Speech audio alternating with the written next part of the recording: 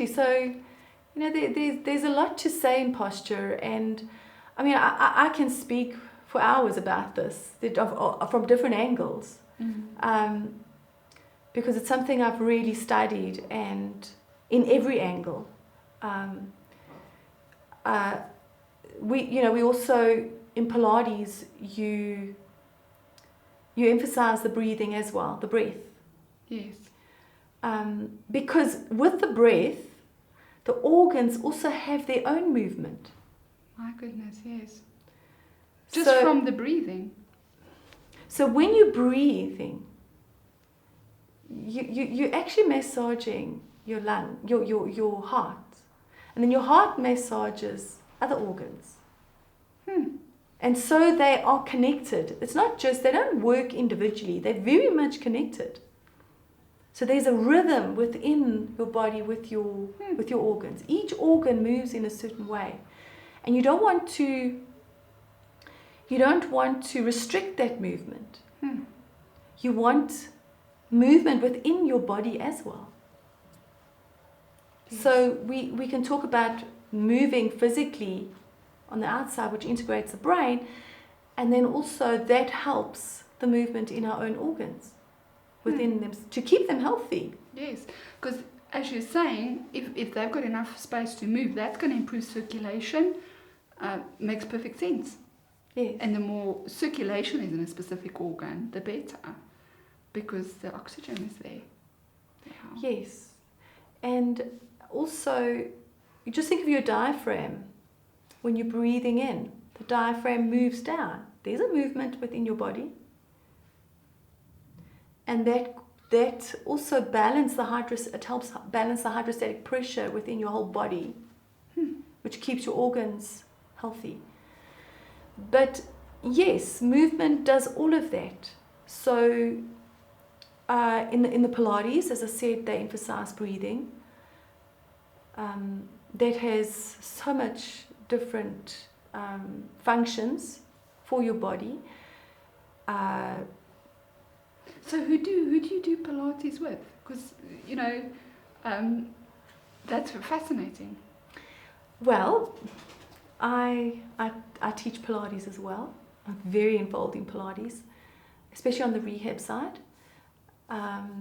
So it's one of the modalities that I use to help with posture.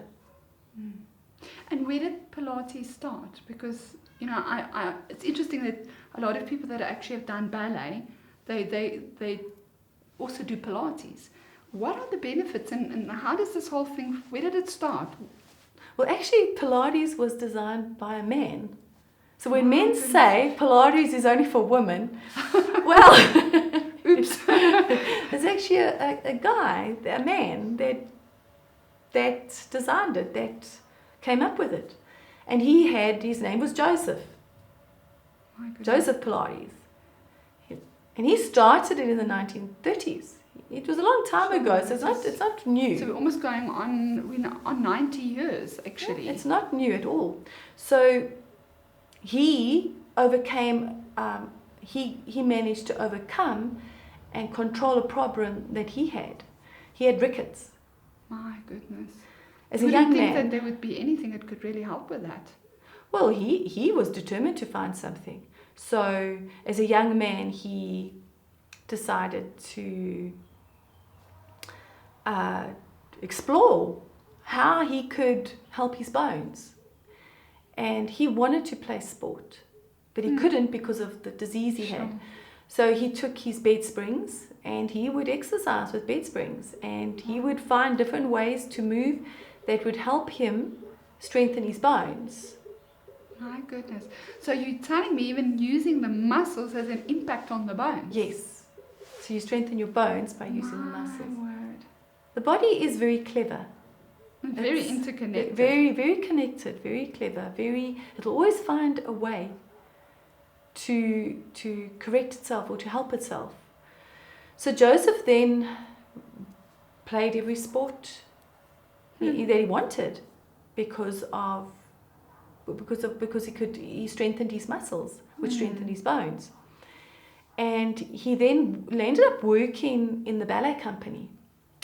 Okay. Yes. That's where the connection is. Yes. He worked in the ballet companies because often you would get a ballet dancer that would injure him or herself. Yeah, that does happen. And they would stop dancing for however long, and in that time of resting they get weaker physically, and then to get back into the ballet, it's tough. So he was like doing rehab before. This is, and keeping that muscle strength. Sure, that's really handy for dancers. Yes, to have that happen. so he would rest the part that should be rested, But and keep strengthening around it and all the other muscles, keeping that dancer strong, get rest in that part.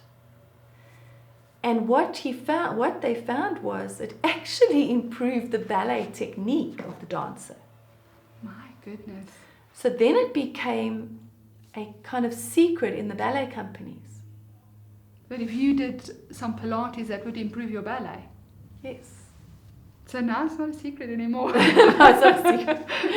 So it came to the public eventually, and now there's a Pilates studio in every town. But we did Pilates in the ballet company, and it definitely improves your ballet technique tremendously. It improves soccer players, it improves rugby players' skills, tennis, it improves every sport, every sportsman's skill. So now, in a way, if you're saying it's improving the technique, would it also then be preventing injury? Yes. So, because sorry for interrupting, but you get like an injury and then people are impatient. They want to get back into their sport, and then they tend to re-injure themselves or injure another area. Yes, so what Pilates does is it prevents injuries in the sense that it'll keep that sports person active still. At the same time, Pilates balances the muscles. So you get muscles, the muscles that do the work and the muscles that's opposite it, and it balances those muscles. So when you've got muscles that are imbalanced in the body, you're going to get injury because one group of muscles is going to work harder than another muscle. So, we're all about balance. Where you've got balanced diet, balanced body, balanced breathing, you're going to get better results. And you're going to get better performance because the muscles are going to recruit the right muscles to do the movement. So and it works beautifully together with the brain, because even in Pilates you are integrating the brain. Again, so Pilates is for from a toddler right up to the 100 years old person can do Pilates. It's for everybody. And it's for the injured, it's for the sports person, it's for the person that wants to lose weight. And it's for a person that's suffering with depression. Sure. So it is just a very clever way to exercise. And how many times a week do you think somebody should be doing something like this? Say, for example, it's a person struggling with weight. I know there's a lot of people struggling with their weight. For them, it's a difficult thing to go to a gym because it's such a reminder. Yes. So how does Pilates cater for that, and how many times a week do you think somebody should attend? And does it take a long time? Well, it depends on it depends on the person. So how much time do you have? And everyone's going to say, I don't have much time. Okay, so how much time can you give to movement? That's the first thing you've got to ask question. And I would, somebody who's never done exercise, or I don't want to say to them, go and do it 4 times a week, because if you're going to overdo it, you're not going to do it. Yes. So I would say start off once a week. But now somebody that is active and has the time, you know, the more Pilates you are able to do, the better. Quicker results. The quicker results you're going to do. So, and how long must you do it? Well, the average class is an hour or just under an hour. I know some actors and actresses do it for 2 hours a day, that I do know. But I would say if you can do it as much as possible 4 times a week, you're going to benefit a lot more. So the average person, let's say, they can only go twice a week, and that's absolutely fine. You're going to benefit from that as well. You've got to take what you can cope with.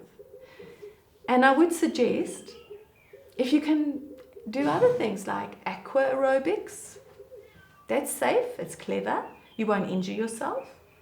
If you can take your dog for a walk,